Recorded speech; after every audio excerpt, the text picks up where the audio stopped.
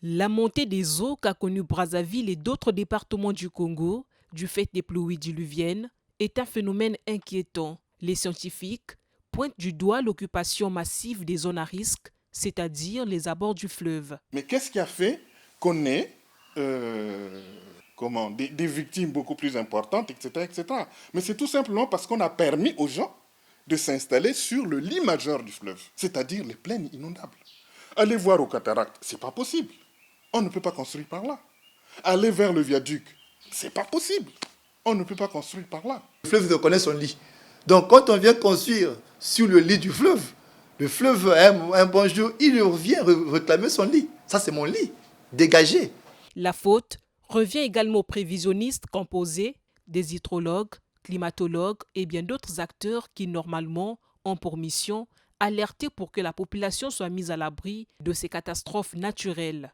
Quand on parle des inondations, il y a une question qu'on doit se poser. Qui peut lancer l'alerte pour dire qu'il y a un risque de catastrophe? C'est quelque chose qu'on peut prévoir. Chaque pays dispose de ce qu'on appelle un service qui fait des relevés hydrologiques. Nous avons ça à Brazzaville. Ces relevés sont faits régulièrement. Et quand les eaux du fleuve montent, on sait que les eaux du fleuve montent. Bien que survenu depuis le mois de décembre 2023, contre toute attente plongeant de nombreuses familles dans la précarité, ce genre d'inondation s'est déjà produit en 1961 et 1962.